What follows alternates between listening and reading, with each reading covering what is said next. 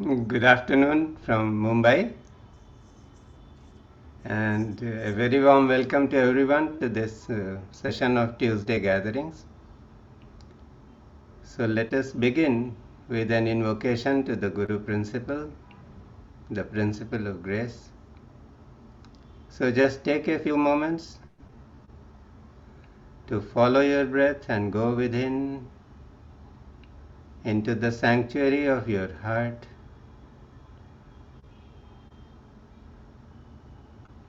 That is where we discover an attitude of prayerfulness.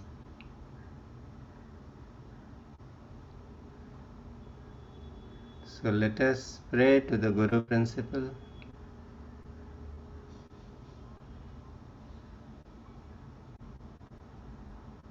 Om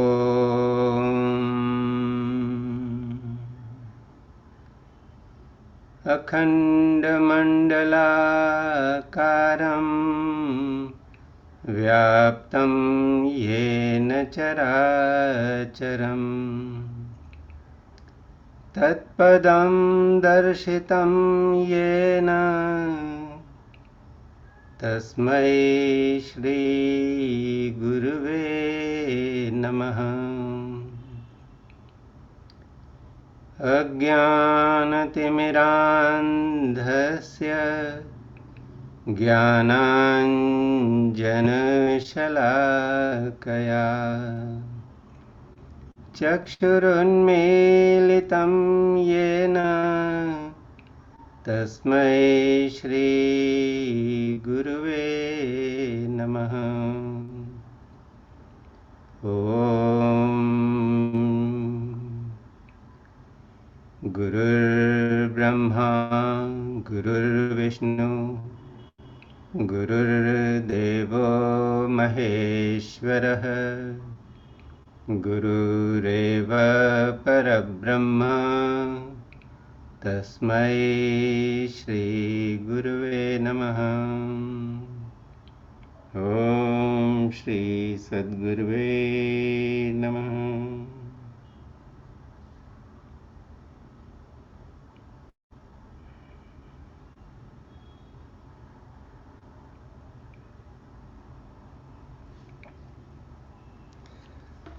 A very warm welcome once again to each one of you. And we have a very special session today, as we have in our midst Dr. Alpa Dalal, and she is going to be speaking to us about the 7 dimensions of life. Welcome, Dr. Alpa. It's my great pleasure to introduce Dr. Alpa to this gathering. Dr. Alpa is a pulmonologist. She looks very young, but she has about 26 years of practice behind her, and she visits many hospitals. And during we had these very challenging COVID times, so there her units have done extremely well, bringing a lot of help to people. And she really prepared the hospital staff to deal with the challenges that COVID had. So she rendered some really wonderful service to her compatriots and the patients around. And apart from that, apart from being the great expert that she is in her chosen field of work, she is a person who is ever evolving. And if one has to really see the spirit of learning somewhere, so one must interact with Dr. Alpa, because she has been in touch with Guruji Dr. Premji Nirmal for a long time. She has learned many modalities of healing, and she has had many firsts to her credit. She introduced yoga as a means of well-being in the hospital, and now she has as an expert, she has addressed many international conferences. She introduced kriya yoga, and She was involved with research with Kriya Yoga, where people doing Kriya Yoga regularly were monitored medically, and what kind of changes happen, how their physical well-being improves, and how the mind waves begin to reduce. All this research was done, and path-breaking research was carried out by Dr. Alpa and her team. And she was behind the setting up of a sound healing unit at Jupiter Hospital, which is functioning very well. So there is so much that one can talk about her, but I think this would be enough. And the best thing is that the spirit to learn, to evolve all the time, that is there. She is a model and an example of that. And when she speaks about the 7 dimensions of life, you can see how evolution is the cornerstone of all the dimensions, and how we can improve ourselves in a holistic manner. Normally we have our own preferences, so while we improve or while we carry forward in some area, there are other areas where we may be lagging behind. So how we can develop an attitude of wholesomeness where there is an evolution in every walk of life. So welcome, Dr. Alpa, and now this audience is yours. Thank you so much for being here. Thank you so much, Brahma Prakash ji, for this kind introduction. And good afternoon to all of you. First of all, let me thank Brahma Prakash ji and Hema ji for inviting me here today to talk on this subject of 7 dimensions of life. What I'm going to do is I'm going to share my journey with my masters. So, with a lot of love and gratitude to my masters, Dr. Premji Nirmal and Guru Ma Bharti Nirmal. So, under whose blessings and teachings I have evolved, and I could flower into all the dimensions of life, so that I became worthy of talking on this subject.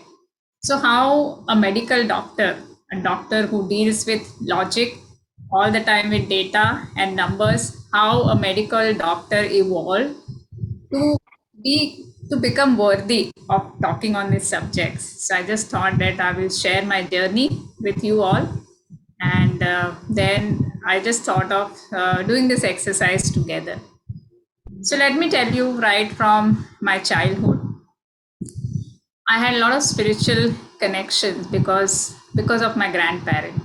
So my mom's father, that is my nana, he used to be a very spiritual person, and he was a devotee of Shrimad Rajchandra, so Krupaludev. And we used to go that time to Devlali Ashram, and we used to listen to him singing the bhajans, and we also developed a lot of devotion towards Krupaludev. And for my father's side, he was a devotee of Swami Nityanand.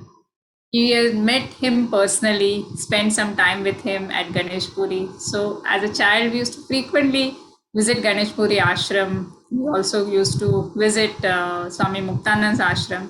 So those spiritual connections were there. And as we started moving on life, at a tender age of 14 years, I was introduced to Vipassana sadhana. And I did my first course in Vipassana at the age of 14 years. So didn't understand much about it, but as was told by my mom, I did it very sincerely. 10 days I kept mount and did all the meditation. And that later on during my college education, that became like my pillar of strength. Okay? And then I got into medical school. Until then, I used to regularly do at least once a year Vipassana sadhana.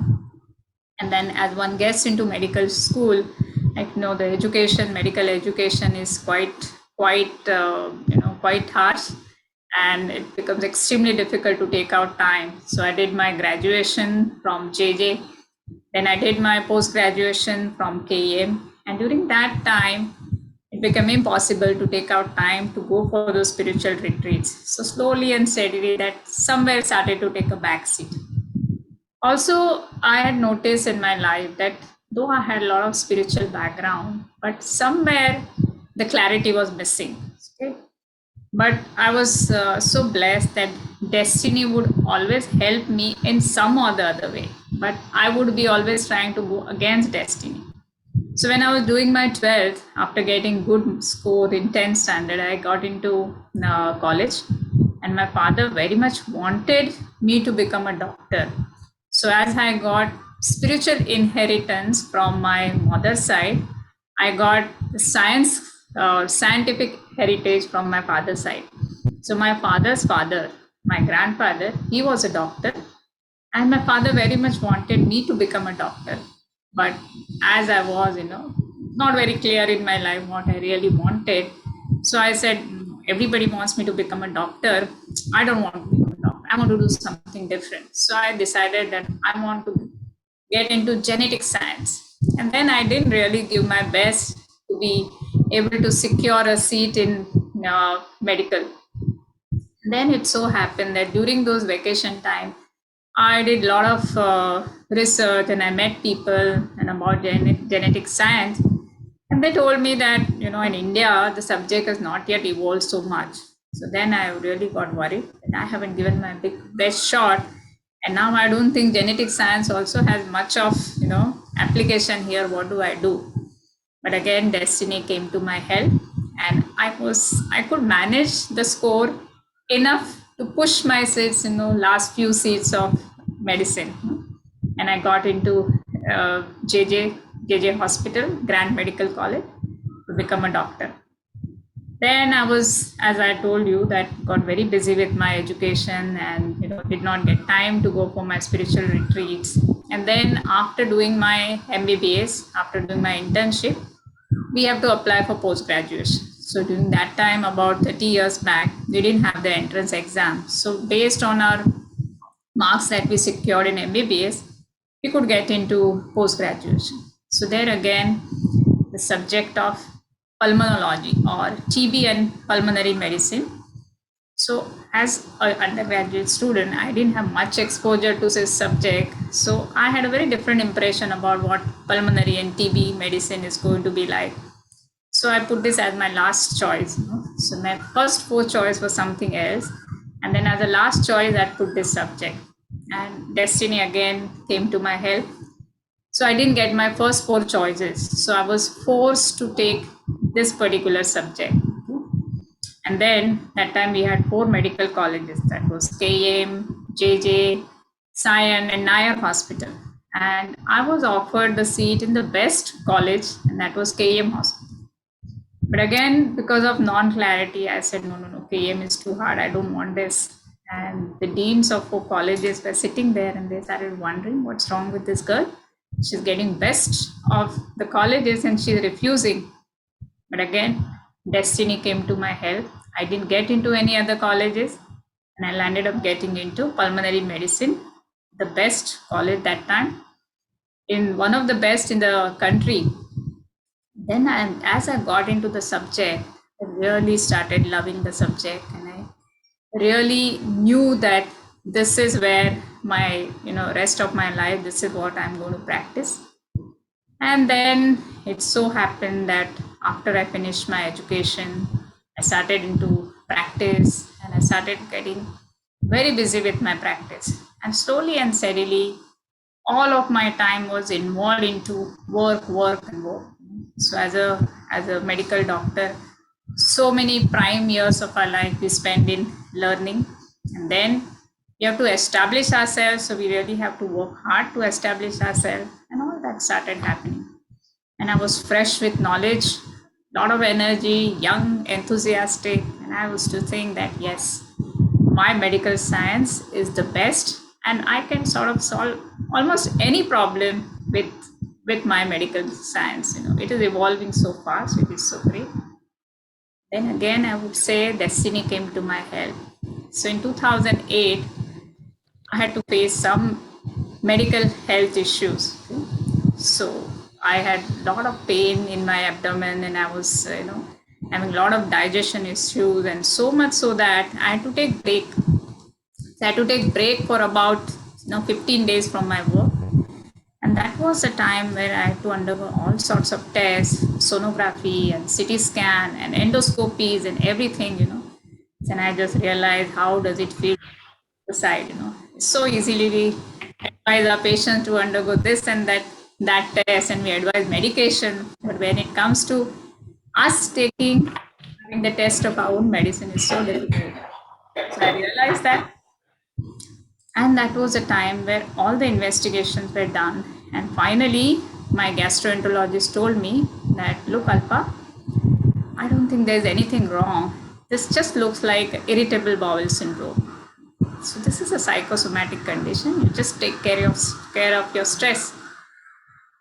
I used to have this symptom right from the time I was doing my undergraduation in JJ. Every now and then, if there was some stress or some exams coming up, or if I eat something out of the way,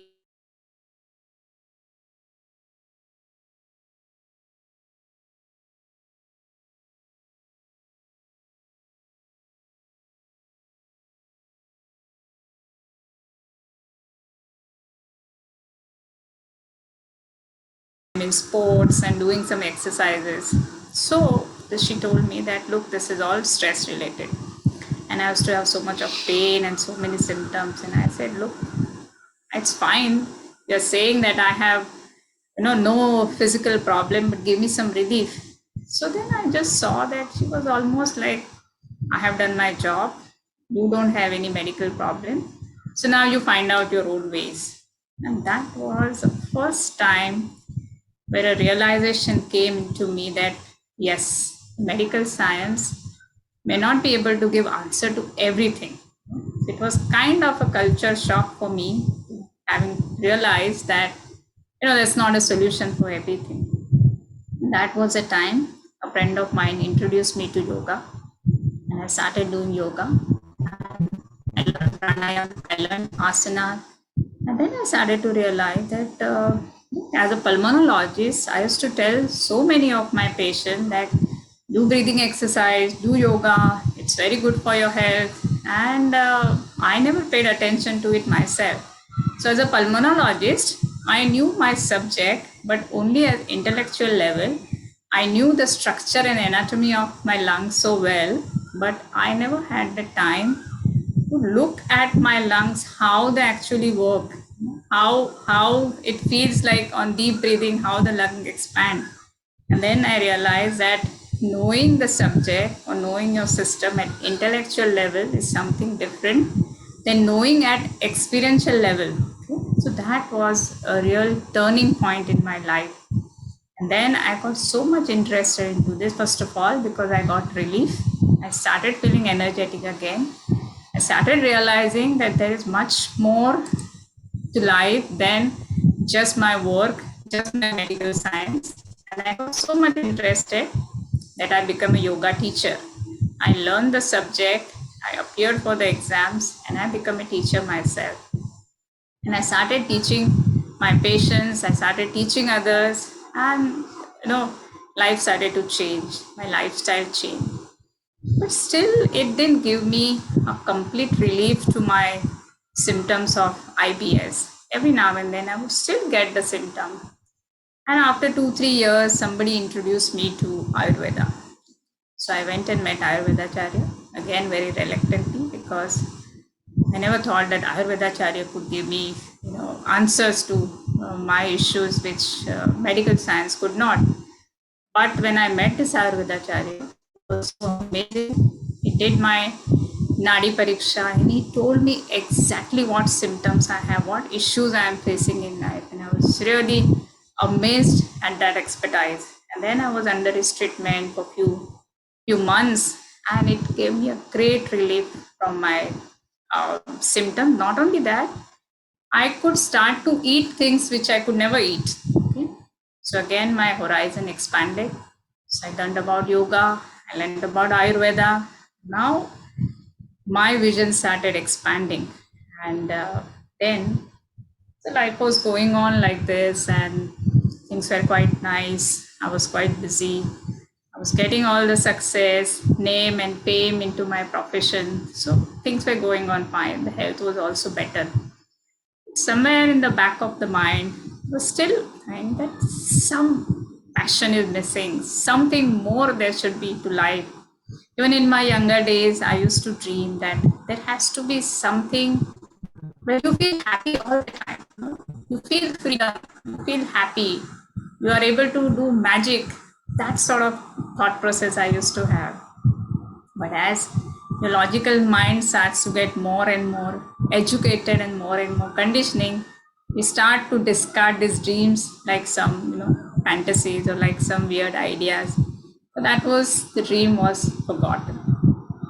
Also, because I had the spiritual seeds in me, every now and then I used to, get connected to some spiritual masters. I would read a lot of philosophy. I would do meditation, and I used to listen to Osho. Osho, I used to love his discourses, and I would listen to his discourses. I read his book, but there came a stage where I started to feel that I need to know something deeper. I need to have some deeper answer. And I need to have a live master in my life who can guide me multiple ways, who can see what I am doing. Live master is not there in my life. Master doesn't know what I'm doing. I'm not able to get that kind of guidance. So one day I just prayed very sincerely to Osho. I said, please send some live masters in my life. And then again, that prayer was also forgotten. So likewise, life was going on and not much problems in life, fairly happy, fairly successful, but something was missing.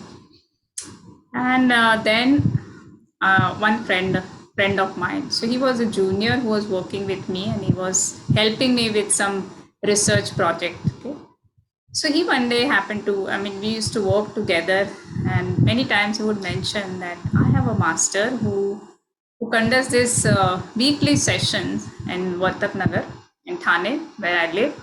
You must come and attend one of the sessions. And that time I was in peak of my practice, and Thursdays used to be very busy practice. So I would say, why don't you ask your master to take sessions on Sundays? And Thursday, how can you leave busy practice and come and attend your session? So still he would keep pushing me. So one fine day, I just decided that, he was really helping me with my research project. He was not charging me anything. So I said that, this boy is saying for such a long time, let me just go and meet his master. Let me just to please him, go and meet his master. That's how I landed up going to his master's center in Vartak Nagar. That is called Tao, the Total Approach Organization. So I went to this place. I didn't like much the ambience of the place. And then I listened to his talk. And I thought that maybe, he's praising his master so much. Let me do some nice satsang. And then the session that he was talking about, he talked about double your income. That was the session. And that was a real shock for me. A spiritual master talking about double your income. And then he's saying that he announced a workshop that, okay, I'm going to do this workshop, some 8 session on how to double your income. And so you have to enroll for the workshop. And if you want to learn, you have to pay the fees for this workshop. So that really shook me up. First of all, I had gone there reluctantly to please him. Then I thought that maybe, I would do some satsang. I had my background of yoga. I had my background of vipassana, a different kind of spiritual experience. And here is a master who is talking about money. And the first time so that was really shocking for me. But at the same time, money was important that time. It was growing years of my life. So I just thought, okay, maybe just let me try. If it seems very confident, it seems very bold. If what he's saying, he means it, what's the harm in trying? If you double your income, that would be great. If not, then still okay. And after the session, my friend was very happily came to me and asked me that, how did you like this session? How did you like my master? So I said, frankly speaking, I don't even think he is a spiritual master. But maybe I'll just enroll for this double your income workshop just because I would be interested in knowing this. Okay? Again there, so when I went for the first workshop, that's where it was an eye-opener. He told and he made me do some exercises. How do you live your life? What is the meaning of life? What are the different dimensions of life that you have explored? He said, if you're a doctor, you want to call it 7 dimensions of health, you can call it 7 dimensions of health. You want to call it 7 dimensions of wealth, you call it that. You want to call it 7 dimensions of life, whatever it is. But this is what the real exploration is. And he told me, you are a doctor, you treat physical symptoms of patients. There are some surgeons in your, some colleagues, they operate on the physical body, but I am a super specialist surgeon. And I got a shock, a super specialist surgeon. So I operate on the mind. I operate on the subconscious mind. And this operation is so much different. When you operate on people, you give them anesthesia to knock them off, and then you do the job. Well, I will make you more awake. I'll make you more aware. I will just show you the light, and you will yourself do the operation. And that was a real turning point in my life. In those 8 sessions, I started getting transformed. And then I knew that this was the master that I was looking for. He is the live master with destiny has sent to me. Osho has sent to me. And then I found out also that he had been with Osho for 15 years and so much of his style, and I saw in him, and my journey started. That was the turning point of my life. It has been more than 11 years now. From 2011 onwards, I started learning from him. The journey started, and then my own spiral started to open. And it's a long journey. And there is so much that you have gathered, so many conditioning that you have gathered and you don't realize. And the true master is the one who hits you hard, hits you hard. So even if you accept him as your master, still the ego goes on playing tricks on you. And he exactly knew how to hit my ego. I used to be a very strong-headed person, quite stubborn, quite courageous. I was the head of the department when I met him. I was very well-known doctor when I met him. I used to consider as the topmost pulmonologist in the city of Thane. So all that ego, big fat ego I had, and he would know exactly how to hit me. So sometimes he would tell me, Dr. Alpa, what you know in spirituality is much less than my students who not yet even graduated. And he say me, how dare he say like this to me? But every time my ego would get hurt, my heart would still keep telling, this is where I'm going to find my answers. This is where my further journey is going to be. So that's how the first thing started when I was initiated in Kriya Yoga. Then I had opportunity to go with him on Kailash Yatra. A lot of learning happened during that yatra. A lot of miracles I watched during the yatra. And then we ended up doing the research in Kriya Yoga. So that was also one very amazing story, how we got into the research of Kriya Yoga. Then we could publish this research. And then came the time where, okay, you learn, you experience yourself, you do the research, so you put it on paper, show the results to others. But how do you translate this research into real life? And that's where I actually started teaching Kriya Yoga to my patients in Jupiter Hospital, and then started to see the changes in real life. So this is part of my initial journey, and lots of other experiments that we did in this field that I'll share a little later. So what I thought that the 7 dimension exercise that he did with me the first time, which helped me, so I thought that all of us should experience this 7 dimension exercise. See what happens that in field of spirituality, there's a lot of subjectivity. Okay? So in our normal profession or in your normal life, so we have a lot of objective parameters. We also have so many people who are following the norm, so we know what the goals are, so we know what to follow. But in the field of spirituality, that kind of objectivity is not there. And my master, Dr. Premji Nirmal, he's a perfect spiritual scientist. He has a unique ability to satisfy your logic and to satisfy your heart also. So, perfect synthesis of science and spirituality I found with my master, Guruji Prem Nirmal and Guru Ma Bharti Nirmal. Both of them engineer, and being from the scientific background, they have highest of the highest spiritual knowledge. They had made it into in such a simple and practical way that every common person could just practice it and experience the same heights that they have done. That's why having some objective parameters in this path really helps. See, all of us have some goals in our personal and spiritual life. But before we reach the goal, it is good to know where do I stand today. If I want to reach Delhi, I should know where am I. Then I'll be able to plan my journey. So that would be a great starting point. So I think that we should just do this small little exercise of 7 dimensions of health. So far, anybody wants to ask anything, or should we just go ahead and do the exercise?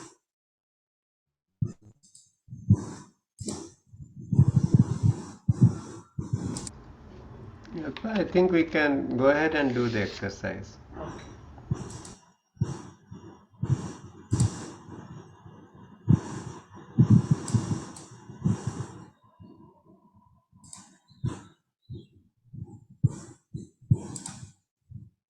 Can everybody see the screen? Okay. Next slide. So the 7 dimensions of life are physical health, mental, emotional, spiritual health, social, financial, and time dimension. So gratitude to my masters, Moksha Guru, Param Pujya Shri Mahavatar Babaji, Yogiraj Amar Jyoti Ji, great Himalayan master. He is a grand master. He is Guruji of my Guruji, and through him we met him. Every year we go and meet him during Guru Purnima. And my masters, Guruji Prem Nirmal, Dr. Premji Nirmal, recently he's been awarded PhD degree for his work in yoga and meditation and sound healing, and Guru Ma Bharti Nirmal. So this concept of 7 dimensions of life very much developed by Guruji Prem Nirmal. So what he says that whenever you want success in any field in your life, it may be a professional life, personal life, or your spiritual life, you must be able to actualize your potential with smart approach. So you should have some specific, measurable, achievable, result oriented, and those goals should be time bound. So this is an exercise to analyze our deficit factor. Okay, all of us have deficits in us. Nobody is perfect. We are all spiritual beings having human experience on this planet Earth. And the purpose of our journey on this planet Earth is along the way, we mature, we learn, we grow, and we evolve. And that's all it is about. That's the main purpose of life. So let's find out what is the deficit factor. Like I told you that I used to always feel that what it would be like to have complete freedom, complete happiness, and being able to do whatever you want. And somewhere I used to always feel that, oh, that's not happening in my life. Somewhere I feel bottled up, somewhere I feel trapped, somewhere I feel that I'm not moving ahead. And all of us feel like this from time to time. So let us find out about our deficit factor. Okay, and when we find this out and we realize, then we make an attempt to come out of our comfort zone, to learn and grow, and to actualize our potential in every dimension of life. See, all of us have limited time, energy, and resources which we invest in different dimensions of our life. somewhere, some areas we are very comfortable, and we go on putting our energy and our time into that area because that has become our comfort zone. You don't have to do much, and you know comfortably you put time in that area. And the area which we are weak, we somehow tend to avoid, because we don't want to be pushed out of our comfort zone. So Guruji Prem Nirmal always says that to bring success, you need to work on your strengths, but to prevent failure, you need to work on your weaknesses. So it's good to know your strength as well as your weaknesses, and then you can be successful and you prevent your failure too. So know your 7 dimensions and find your deficit factor. So I would just request all of you, if you can just take a small paper or a small booklet and pen, and as we go along doing this exercise, you can write down your self-assessment. This is just that it's a self-examination and self-assessment. You mark yourself. You need not show your marks to anybody. It's just for you to understand, okay, where do I stand and how do you want to move from here, okay? And please don't show it to your spouse for sure. It'll cut down more marks, you'll never pass. So you start doing this small exercise for yourself.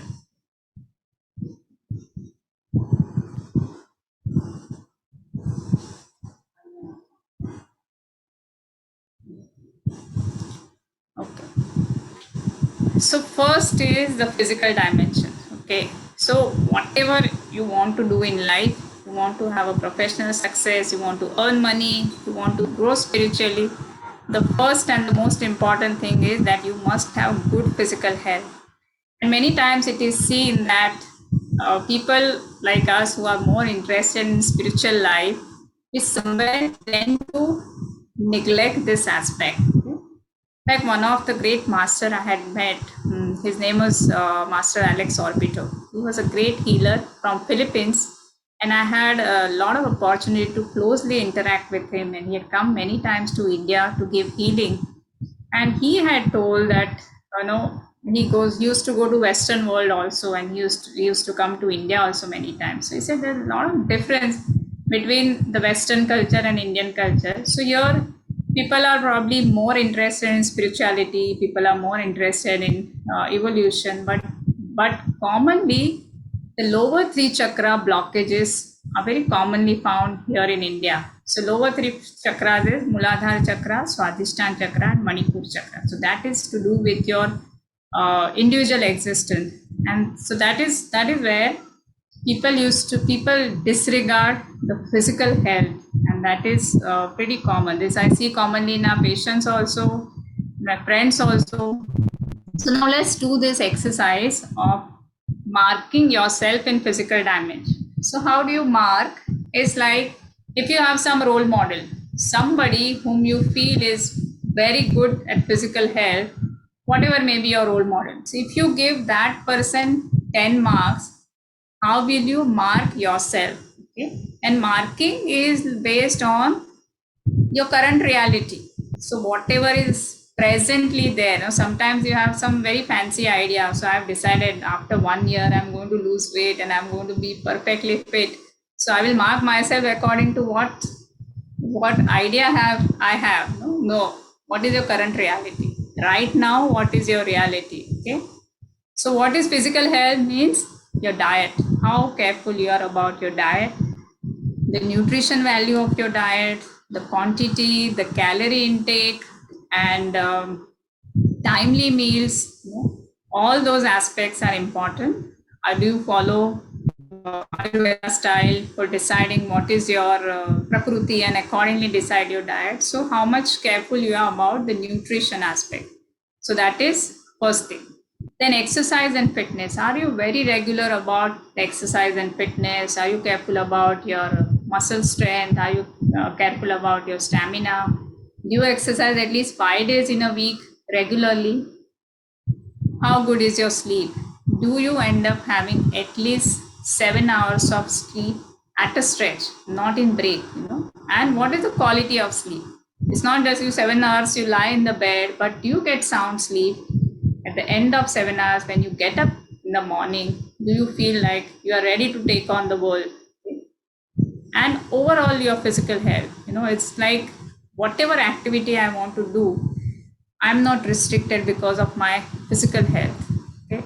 So on these things, you mark yourself. If you have somebody whom you consider as one of the best, then if you mark yourself 0 to 3, that means very poor. You need to urgently start working on this dimension of your life. Average would be 4 to 6. Good 7 to 9, which means that you are quite comfortable in this dimension of your life. And excellent is probably the best that you could have.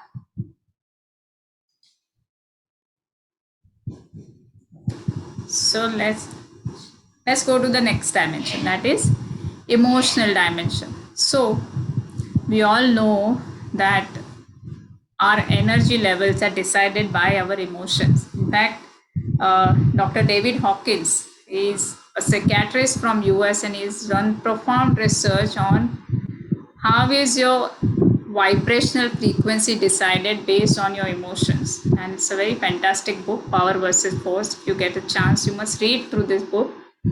So here he says that your emotions are something that you play again and again and again in your subconscious. So suppose in a day you think about 50 to 60,000 of thoughts. So some emotions get repeated, and that decides your energy level. So are you good at controlling your emotion? Okay. So anger control, emotional outbursts, stress. Are you able to contain your stress? And how do you interact in your close relationship? So emotions explosion happens maximum in your closest relationship, with your spouse, with your children, with your parents. So how are you in this dimension? So again, if somebody whom you feel is, very calm and settled and always in control of emotion, you would mark that person 10. How would you mark yourself?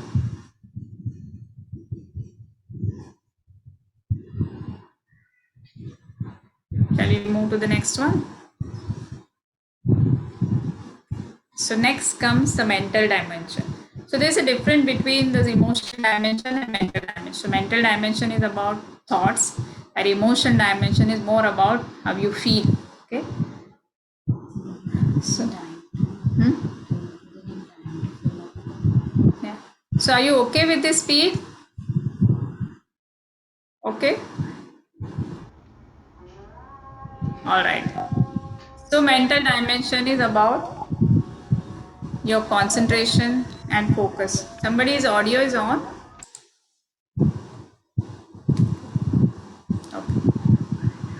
So mental dimension is about how are you having control.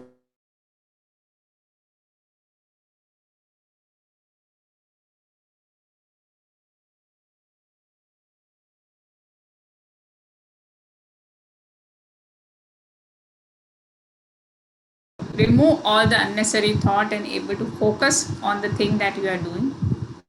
Are you able to experience the peace of mind? Clarity. This is one very important aspect, is that when you have to make a decision, when you have to take some important decision, do you have the clarity? As I see myself in earlier part of my life, I didn't have any clarity. It's just that destiny was so kind to me that every time it would get me to the right place and to the right person. Now things have changed. So how are you? How clear are you in your thoughts?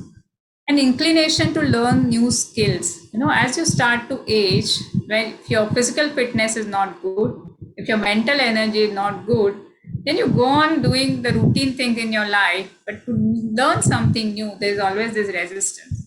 As I see my master at this age also, I mean, he's 61 and he develops so many new techniques and goes on doing, expanding his comfort zone even today, doing so many things together. So again, mark yourself.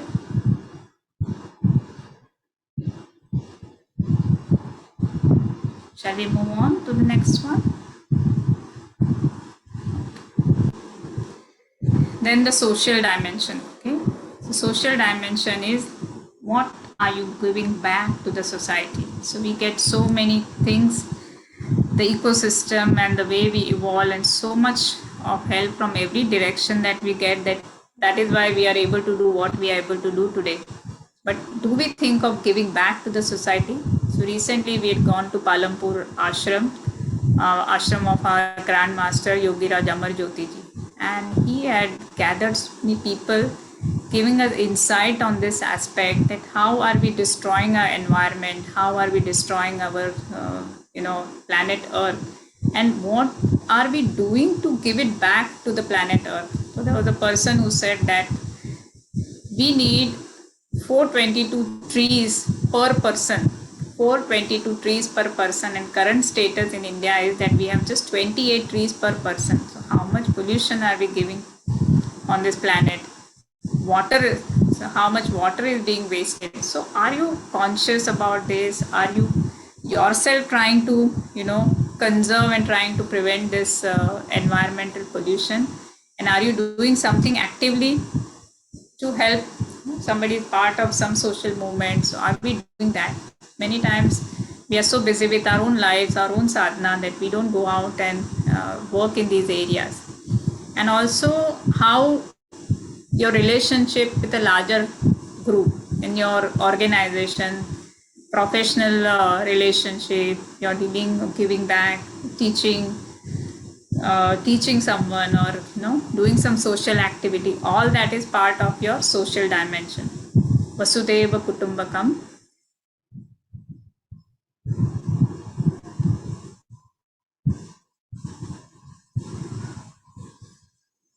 Then financial dimension. Okay, so Guruji always says that you should be an enlightened billionaire. Every aspect of money you should become comfortable. So when I met him, I wasn't so comfortable. I was not so comfortable in every dimension of. In fact, my journey started with him talking about doubling your income, and I got that it was such a it was, I got a culture shock that how can a spiritual master talk about it. But as I evolved with him, I realized that every aspect of money is important. So the first aspect is earning money. So most of us know about this earning and making, creating a corpus, and saving. First, once you earn, you need to save also. Once you save enough and you earn enough, then you create a reservoir which you invest wisely. And then you invest wisely, so much so that there comes a time where you stop working for money and your money starts working for you, and you should have time to enjoy. So many times I saw in my friends and in my life also, first three components were still okay: earning, saving, and investing. But I was so busy doing the first three things that I didn't have time to enjoy my money. So what is the point? Why am I working so hard? Why am I doing all this? So I don't have time to enjoy my money. That is a lack in many of us. So that's financial dimension. Let's move on to the time dimension. So this is again a resource that all of us struggle with, especially living in city of Mumbai. There's so many stressors and so much time we spend traveling, and so we are, and so many things we want to do. And how do you find time to do everything that you want to? This is where your mental clarity comes into picture, where you exactly know what you want to drop out and what you want to pursue. So knowing your priority. So having clarity about your priority, being punctual, respecting your time and respecting others' time also, and finding time for self. And this is the biggest lack I see in people, that they want to learn good thing, they want to enjoy life, but they don't have time. So you invite them for learning something good for self evolution, they are too busy doing other things. And time management. So overall time management, where you are happily able to divide your time.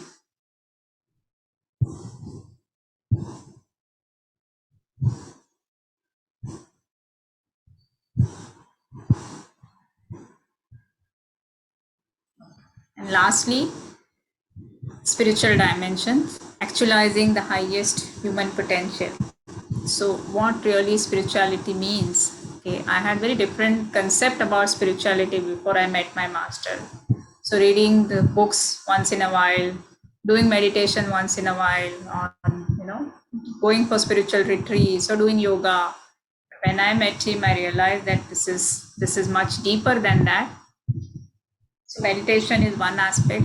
Also meditation, my concept about meditation also changed after I started learning from him.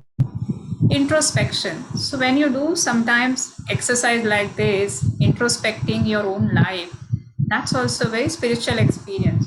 Many of my team members, when they do this exercise with me, they say that doing this exercise itself is such an eye opener, where that becomes a turning point sometimes in growing in higher understanding, scriptural understanding, higher understanding. So that is, and being happy without any reason, all the time being in happy mood,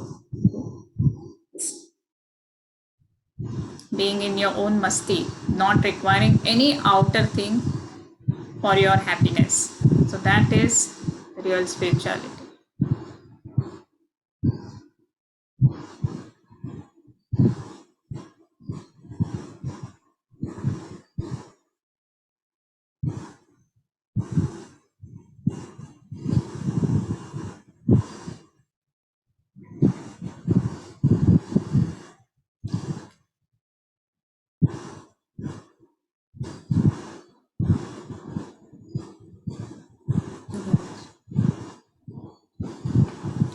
So when I had done this exercise first time with my master, this is how my chart looked like. Okay, so I was already about 10 years into practice, very comfortable in my work, very comfortable financially.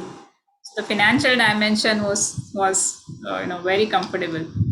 Social dimension also, because being a doctor, we need to interact with people, we do need to do a lot of networking. So social dimension was also pretty good. And mental dimension, because we go on doing a lot of learning and uh, teaching and learning and all that happens. But then compromising severely on my physical dimension, emotional dimension, no time to spend with my friends, no time to spend with my family member. Even for spiritual practices, didn't have much time, and always running short of time with 10 hundreds of things to do, and not much time for my physical fitness also. This was my you know my status when I did the exercise first time with Guruji. And then I started to realize that I have this limited time, money, and energy which I have to manage, and the direct or dimension in which I am comfortable, I go on investing my time, money, and energy into that dimension at the cost of the other dimension. So when I am comfortable in one dimension, can I have the courage to take out my time, energy, and resources from that dimension and invest into some dimension which is lacking? Otherwise, you go on having this one-sided development, create imbalance in your life, and at some point this is going to just collapse, and then you bring all the problems in your life. It's like when you are exercising, and you just go on exercising one hand and don't exercise other part of your body, so this hand is going to overgrow. How ugly it would look. Similar thing happens in different dimension of our life without our realization. And somebody has to grow in spiritual dimension only at the cost of compromising other dimension, financial dimension, physical dimension. So your spiritual dimension you've grown, but you've compromised on the other dimension. So Guruji used to be very much aware of this. And so sometimes after doing many spiritual retreats, many youngsters had started getting into this state that अभी तो काम वाम नहीं करना है, इसमें मजा आ रहा है. So then for some time he actually stopped spiritual teaching and he started giving them management training. So this is first your karma, you are supposed to earn, you're supposed to take care of your responsibility, you're supposed to take care of your family, then come towards spirituality. So this is about 7 dimension exercise. I hope you enjoyed this exercise. And does anybody want to share anything?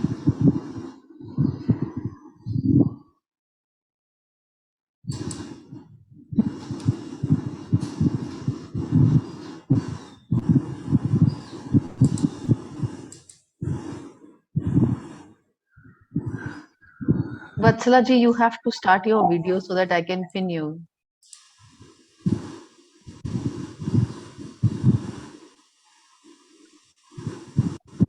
I have a problem. Can you start your video? She's having some issues, I think, with her Yes, video. yes. I'm sorry.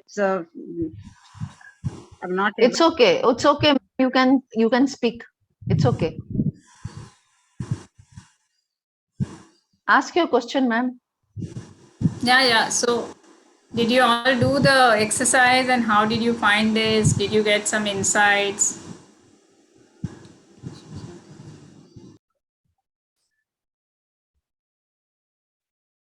Ask something.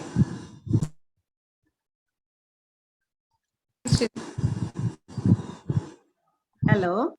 Yeah. Yes, Vatsala ji, go ahead, please. Yeah. I feel this should be taught in schools and colleges because this leads to great self-awareness.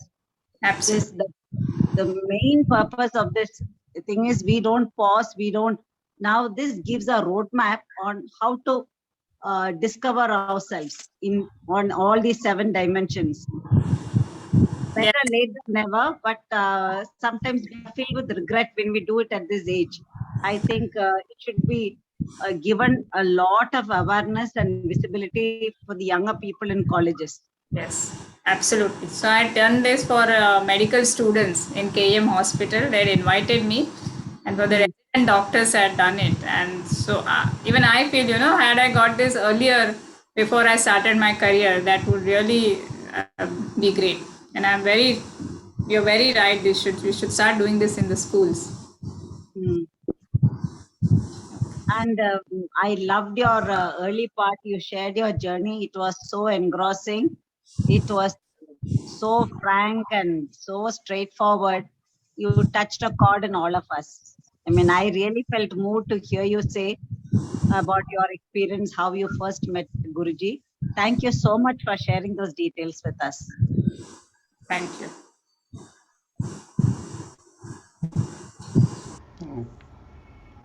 So Can I shall share something, Alba? yes, sir. See, what you spoke about is, or it is to address everybody here.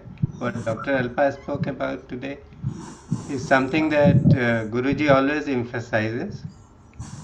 And when I did this whole exercise for myself about a year and a half ago, it was like opening a blueprint of life.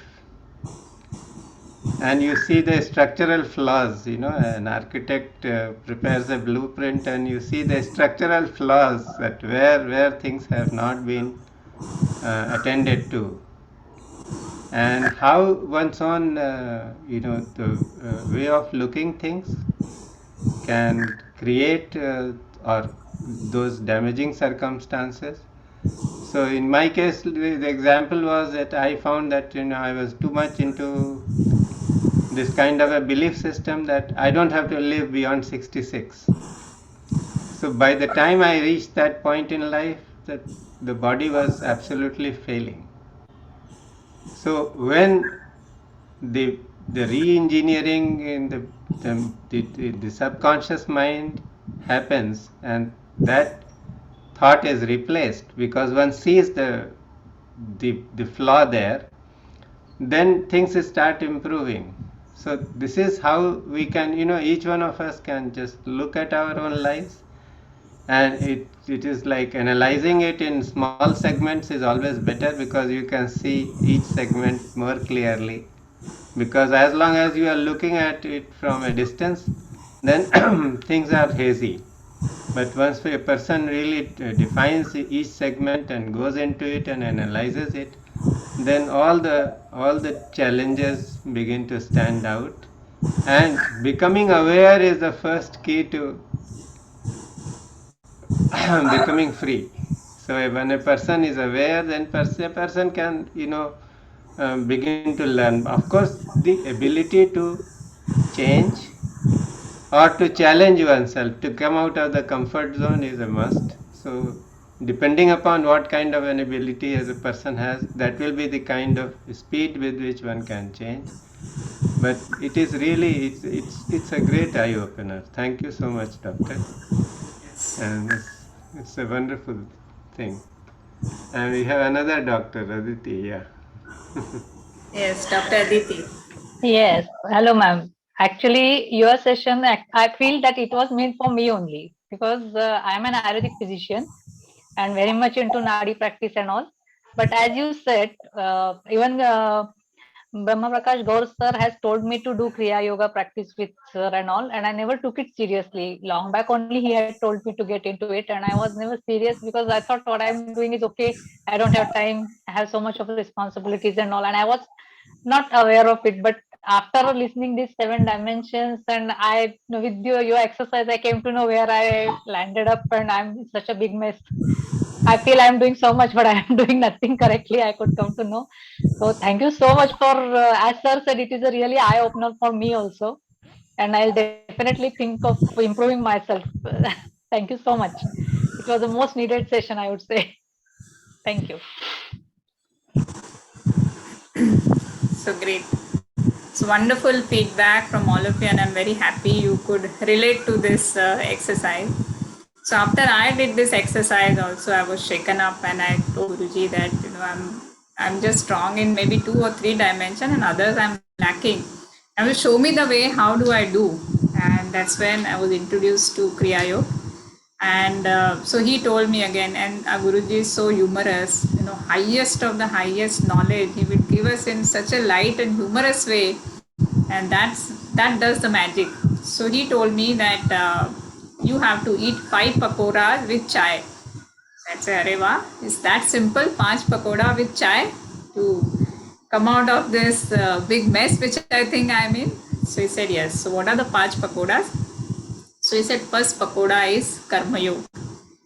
So you have to be very sincere about your doing your duty in the world, and without the doership. So that is karma yoga. And we all know Lord Krishna has told in Bhagavad Gita about the karma yoga. And that I was anyway doing. I was doing a lot of it. In fact, all the time I was doing that. Then he says that the second pakoda is kriya yoga. So what is kriya yoga? It is a way of connecting from the breath to the energy, that is to prana, and then connecting to the mahaprana, that is getting connected with the consciousness. He said that this system is like a computer.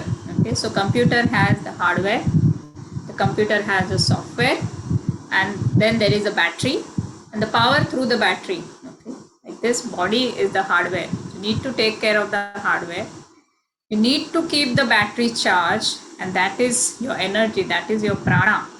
And then to be able to change your software. So you have to be able to change your consciousness and remove all the dirt that is accumulated over so many years, over so many lifetime. That is the change in the software. And then you connect with the supercomputer, you connect with the cosmic field, and that's where from where you can download a lot of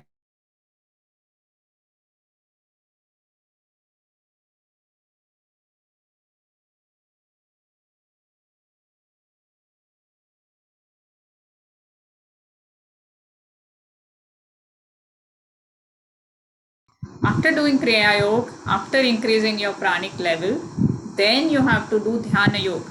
Okay? So I used to do Vipassana for many years together, and I used to see I would sit for long hours, and those long hours, very few minutes I would catch where I would experience that thoughtless state. Okay? When I was doing yoga also, my yoga teacher had programmed me that, Rishi Patanjali's Ashtanga Yoga, Yam Niyam Asan Pranayam Pratyahar Dharana Dhyan Samadhi. Samadhi is the last thing, and you don't even think about it. It will take many, many years of yogic practices, then you will be able to experience Samadhi. When I went to Guruji, he said, in this one workshop of Kriya Yoga itself, you will experience the Samadhi. That's my guarantee. That's my money back guarantee, he would say. And for sure, in my first session of Kriya Yoga itself, when prana increases with Kriya, getting into that thoughtless state become very, very easy. So that is the third thing. So once you increase your pranic level, then you go into dhyan, you'll be able to settle into dhyan much easier. Once you do your dhyan, you're actually changing your software. You are changing also your brain hardware to be able to receive higher knowledge. That's where you introduce the fourth pakoda, that is the Gyan. So you prepare your software, you prepare your hardware to invite this higher knowledge to Jnana Yoga. And then after you get Jnana Yoga, you settle in all these four pakoda, then the devotion and love comes, and that is the Bhakti Yoga. So he says, his pakodas are very good, but you have to eat them in this sequence. So do your Karma Yoga, take care of your worldly responsibility, do Kriya Yoga, be always energetic, full of prana, Jnana Yoga, after increasing your prana, then changing your hardware, then do Jnana Yoga, then you be loving and devotional. If you eat in this sequence, that's where you enjoy your life fully. You'll keep on growing, you'll keep on evolving. And then what is the chai? So chai, he says, is combination of pran, prem and pragya. So the chai which is then that stimulant, that is the prana. The sugar is the prem and milk is the pragya. So panch pakoda with chai, if you have, that is key, is the master key, grow in all the dimensions of my life. Then I actually started practicing this panch pakoda with chai. Actually, मेरी चाय तो छूट गई, ये चाय मिल गई मुझे. And then life started opening in spirals. So seeing me as a doctor, I just reflected on my life, that how the life moved from lower to higher. And then, so when we talk in terms of 7 chakras, so I was reflecting my professional life, my life in terms of those 7 chakras. So first chakra is the Muladhara chakra. That's where you are about basics. Okay? So initially, when I started practice as a doctor, it was my basic need. I need to establish myself, to earn money, take care of my basic need. So that much was the focus. Then starts passion for the subject, enjoying the subject, enjoying helping people, enjoying fulfilling the needs. So that is at the 2nd chakra level. Then you evolve, and then you want to be known as an authority. You know, you want to be appreciated, acknowledged, make more money. Okay? Then when the 4th chakra opens up, that's where you start to think a lot about the patient, about their needs. It's not what you want to give, but what they need also. But even at this level, some amount of appreciation or expectation from them is there. Then evolving further, I started to becoming very creative in my field. Started to do things differently than my other colleagues were doing. I introduced yoga and meditation class into this hospital. And very unique way I started teaching my patients. And I started realizing that this was so much more creative than just writing a prescription to my patients. And slowly, even other doctors started appreciating, because those patients would go back and give them feedback. So we went to Alpa Madam class, and so many of my symptoms are now gone. So slowly that recognition started coming. Then moving on to the 6th chakra is deeper understanding and knowledge into this subject. And because my learning always continued, and it was never that now this is okay, enough, I have learned and now I start practicing. So Guruji and Guruma always said that you keep on learning and you keep on teaching. That's how the cycle has to go on. So research happened into this field. further knowledge, scriptural understanding from Guruji and Guruma, and that was implemented in my practice. And when you come to the seventh chakra, it is just that you are in the flow. Things are happening through you, whatever is being happening without you feeling the doership, without you getting, entangled into it. And that is the stage which it has started happening now. So in the hospital, we started meditation classes. We could introduce sound healing to the hospital. So many of my doctors, they themselves take sound healing, they give it to their patients. Something very unique I was able to start. I could do research, I could publish. And so much so that now many of my colleagues have acknowledged and they invite me as a speaker to talk on the subject of holistic rehabilitation. And all along, my process of learning continues with the master. So whatever I get, I pass on. That's how this entire holistic health concept was developed, and I could reach out to my patients. With the blessing of the master, this journey is continuing. And I wish now this has to reach out to more and more people, because in my practice, I've started to realize that if I want freedom, the best way I can do freedom is make my patient independent of my services. They have to take charge of their own life.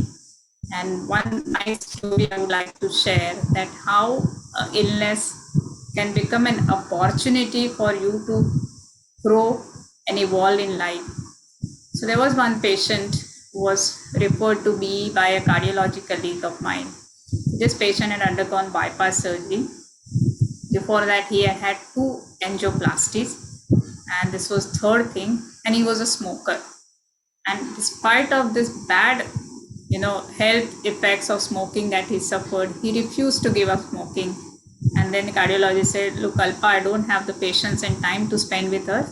It's all yours. If you can make him give up smoking." So I met him. First time there was interview for about half an hour, 40 minutes. And he was not willing to give up smoking. But in that interview, I found out that he had some interest in meditation many years back. So I said that, okay, forget about smoking. You enjoy meditation. So let's start with meditation. So he came for meditation in the hospital classes. Then he came and joined our health bank. So health bank was started by me and my 2 sisters. This is an organization we have started where we want to teach people how to invest in their own health. So we conduct breathing exercises, meditation, kriya yoga, online as well as offline. And I invited him to one of our sessions. So he really enjoyed it. So slowly I realized that why he used to go for smoking was for this pleasure. And if he starts to get the same pleasure or higher pleasure out of something else, then slowly he would start giving this up. And then once I took him to Guruji, he met him and it was love at first sight. He fell in love with him and he said, "Can I start directly learning from the master?" I said, "Of course, he's our master and you can learn from him by all means." Then his journey started with Guruji, and this has been now 6 years. So smoking was of course given up. Health is completely improved. His spiritual journey started and he is transformed completely. He got his family also, his wife, his sister, his daughter, the entire family is learning, and now he's like one of our Guru Bandhus. And in front of me, I've seen that what a transformative journey this could be if taken in the right way, if guided in the right way. And what a satisfaction it is for me, which I could have never got as a medical practitioner. So this is what I think the biggest blessings of the master, to be able to do that. And it so has happened in my life that spiritual evolution started, professional evolution started, but it was going like 2 parallel tracks. At one point, both the track could got aligned. So now my spiritual awakening or my spiritual practices are part of my professional practice. And that's where conflict has completely ended and a new path has opened up. So thank you so much for your patient hearing.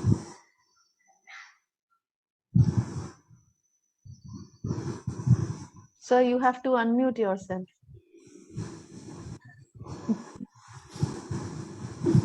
Sorry. What about meditation? Yes, we'll do for meditation we have 13 minutes more. No, you can take as much time as you want. Is it okay? Okay. Yeah. No limitation on time. ठीक है, तो फिर आज क्रिया योगा का पकोड़ा खाएंगे चाय के साथ. Yes. Alright. You said you will do some kriya also, doctor? Yeah? You said you will do a kriya before meditation? Yeah, kriya and meditation. Yes. Forward to it. Yeah. So for Brahma Prakash, people would know about the breath, take the breath correction. People are used to meditating, Okay. so but you can just speak briefly about how to breathe. They have been introduced to Solivai's suggestion Okay. that 3:2. All right. But it will be nice to just refer to it. Okay. So yes, so first thing to increase your prana, first step on the path of Kriya Yoga is through your breath. Okay, the breath is the first entry point. So what is the right way of breathing? The universal breath is inhalation for 3 count, exhalation for 2 count. So inhale for 3 count, exhale for 2 count. Inhalation, the tummy should go out. Exhalation, tummy should go in. And when you are breathing, you put your hand on the navel, and while inhaling, tummy goes out. While exhaling, tummy goes in. And gently you push with your hand when you are exhaling and pull the navel in. I repeat 3 things. Inhalation for 3 count, exhalation for 2 count. So 1, 2, 3, 1, 2. Inhalation, tummy goes out. Exhalation, tummy goes in. And while exhaling, gently push from above with your hands and pull from within your navel. These are the 3 components of breathing. Okay. Then we'll do 25 healing breath heart kriya. So one of the component is prem. Okay. So pran you will definitely increase with kriya breathing. Prem with opening up your heart chakra. So I'll just show how you are going to breathe and then we'll do it together. So you have to put your hand on the heart chakra and we'll be doing 5 rounds of 5 breaths each. So which are these 5 breaths? You just watch me and then we'll do it together. 1, 2, 3, 4, and 5th breath is inhale. So 5th breath is slightly longer than the first 4 breaths. Inhale slightly with upward head movement, and when you exhale, make this throat sound. It's like Ujjayi. And all the breath 3:2 ratio. Okay? First 4 breaths are fast. 5th breath is little longer, and while exhaling, you make this sound with your throat. So likewise, we'll do 5 rounds of 5 breaths. That is called 25 healing breath heart kriya. Okay. So whenever you do the kriya, first you get centered, come back to yourself, pray to the masters, establish the connection with the masters, then do anulom vilom so that your prana starts to move in the central channel. Okay. The Sushumna gets activated, then do kriya, and then after kriya, you do meditation. So we'll follow that sequence. With a deep, relaxed breath, get connected. Become fully aware of the breathing process. We chant Om 3 times. Om.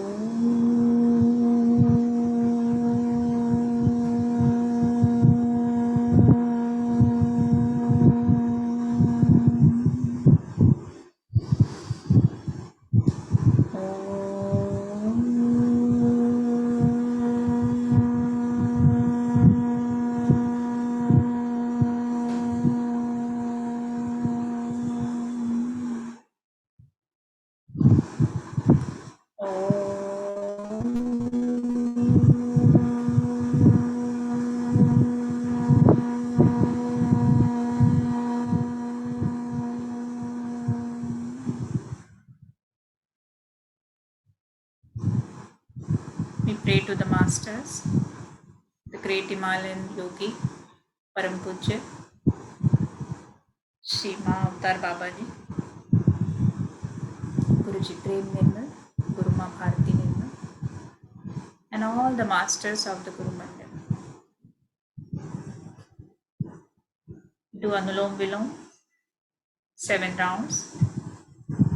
Do with your own counts.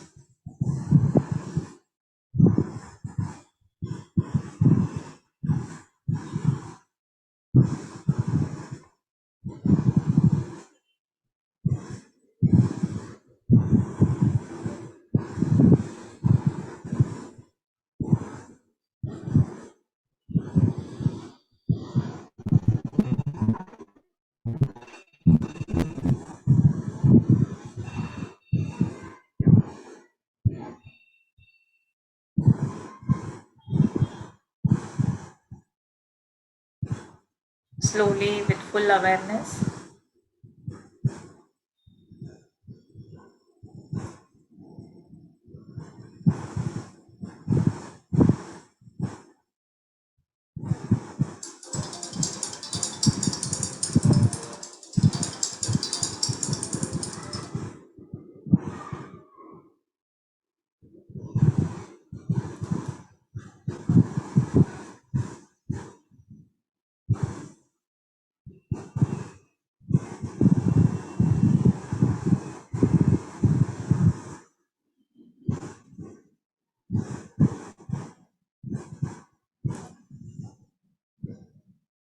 now we'll start with 25 healing breath, heart kriya.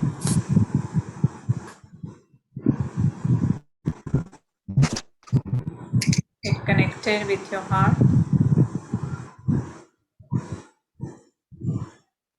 with lot of love.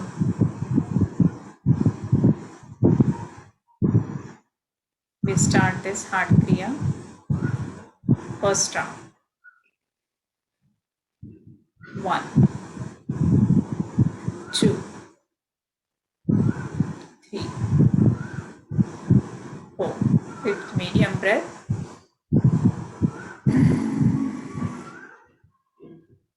Remember, all the breath has to be 3:2 count. Second round. 1, 2, 3, 4. Fifth medium breath.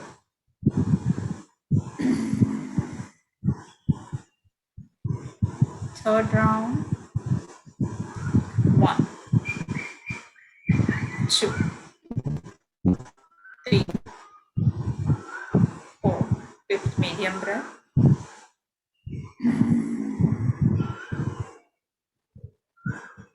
Fourth round. 1, 2, 3, 4. Fifth medium breath.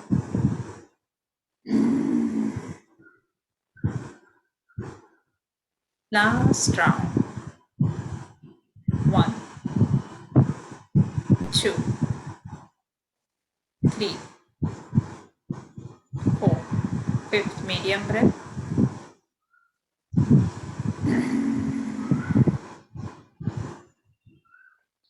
Your hands in chin mudra.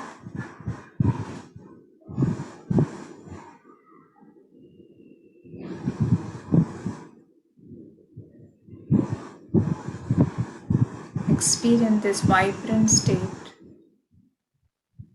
of your heart kriya. You are so full of prana.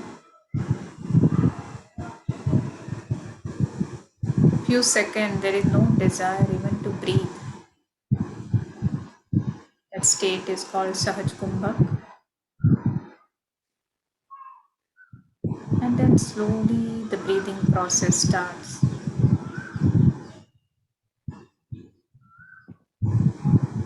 Become fully aware of your breath. As you inhale, be with your breath. As you exhale, be with your breath.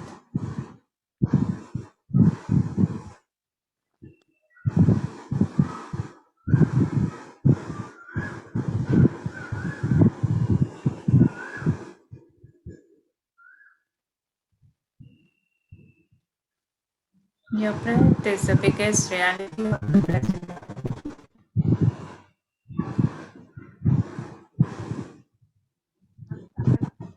Be fully aligned.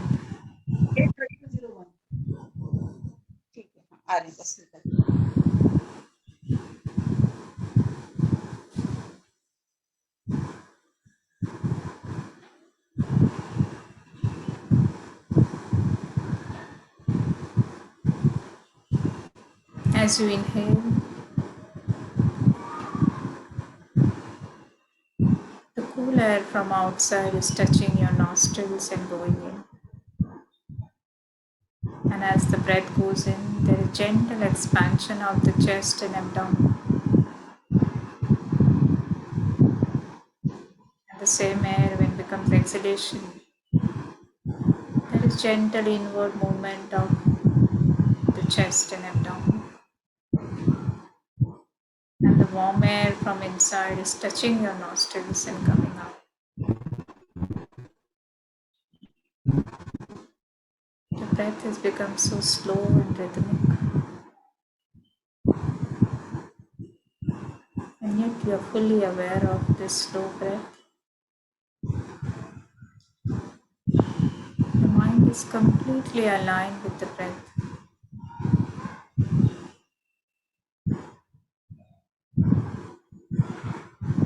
Become aware of your body.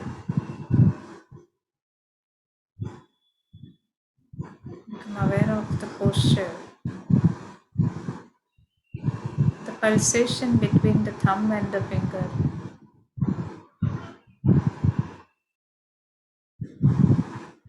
Become aware of all the body sensations in different parts of your body.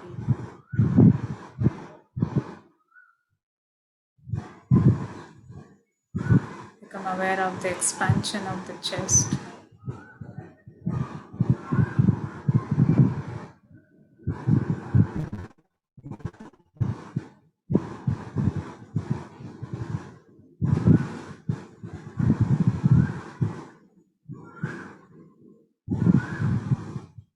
Your mind has become so subtle and sensitive, completely into the present moment.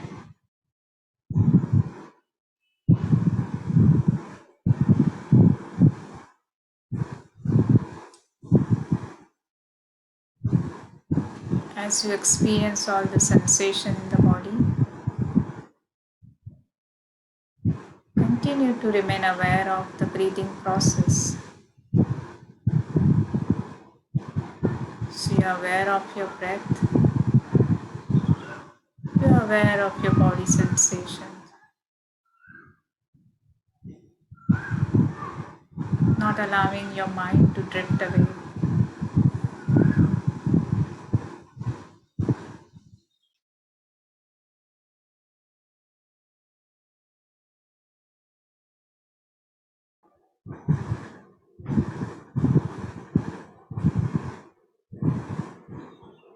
Now the mind has even become more subtle. We enter the subtle dimension of ourselves, the thoughts. Become aware of the thoughts. And if there are no thoughts, become aware of the thoughtless state.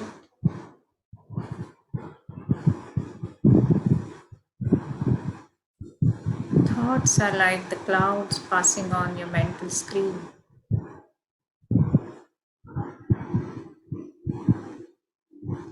Like the clouds pass over the sky, the thoughts pass over the inner sky.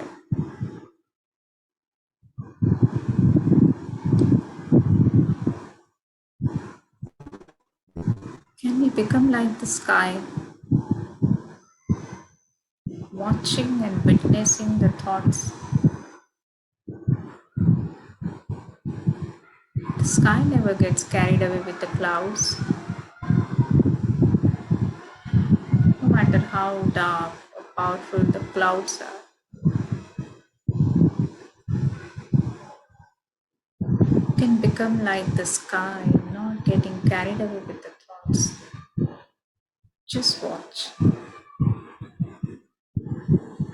Right now, you're completely rooted into the present moment, watching your breath, watching your body sensation,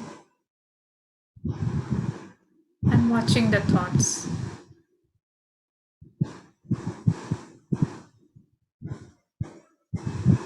All together.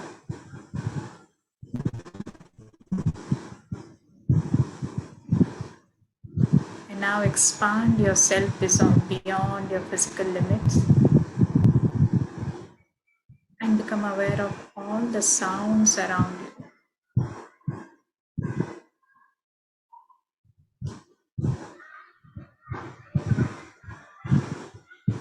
The sound of the fan, the sound of my instructions, the sound of faraway traffic.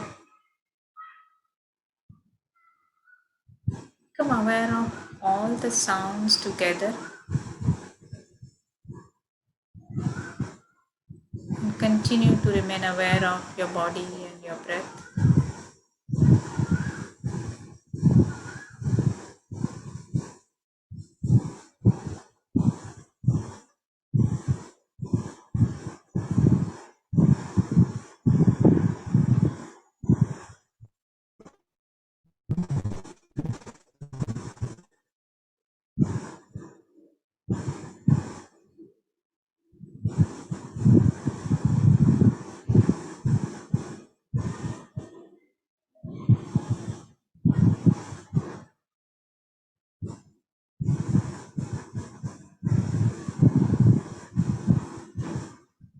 When you're completely rooted into the present moment and expanded, listening to all the sound, you're connected with the cosmic field, letting the cosmic energy freely flow within.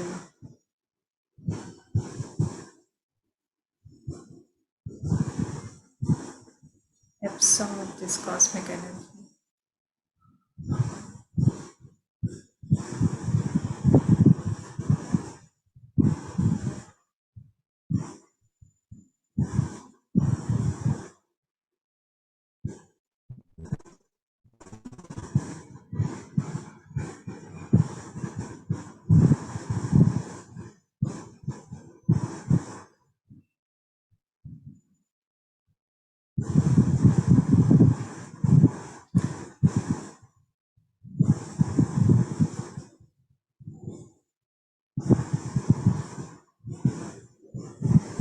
We will end the session with 3 times Om chanting.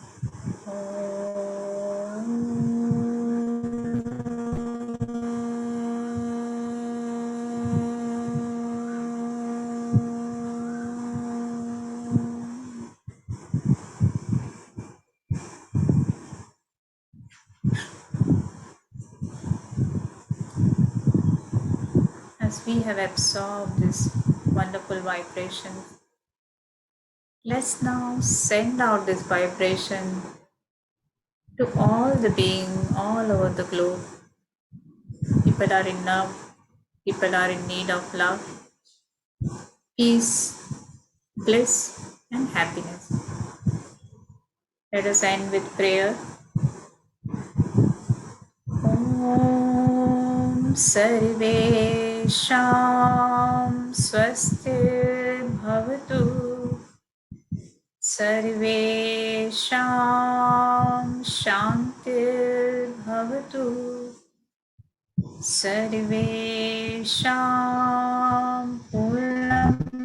भवतु सर्वेषां मङ्गलं भवतु ॐ सर्वे भवन्तु सुखिनो सर्वे सन्तु निरामयाः सर्वे भद्राणि पश्यन्तु मा कश्चित् दुःखभाग् भवेत् ॐ शान्ति शान्ति शान्ति.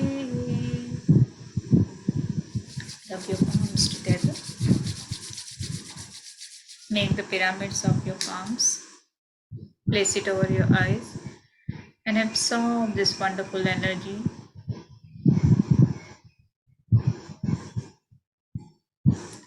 Lovingly touch all over your face and your heart. I love myself and I love all.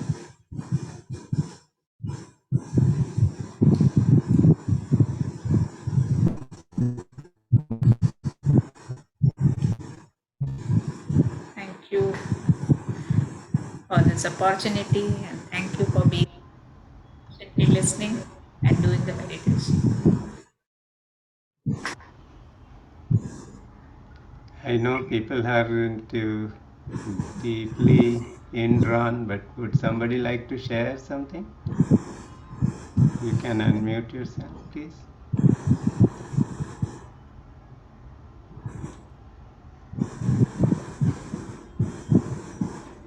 No, you put everybody in trance.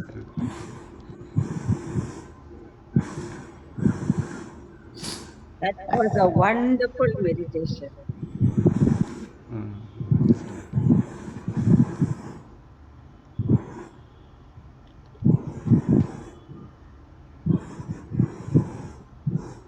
I'm sure we are going to have you. It's not the Yes. only Yes, time we yes. are going to be here. You will be much in demand. So, thank I you. felt Thank Guruji you. was at the background. Beg your pardon? I felt that Guruji was in the background. Yes. The, Yes, that's my Guruji. Yes. Yes. It was like his session, what you did.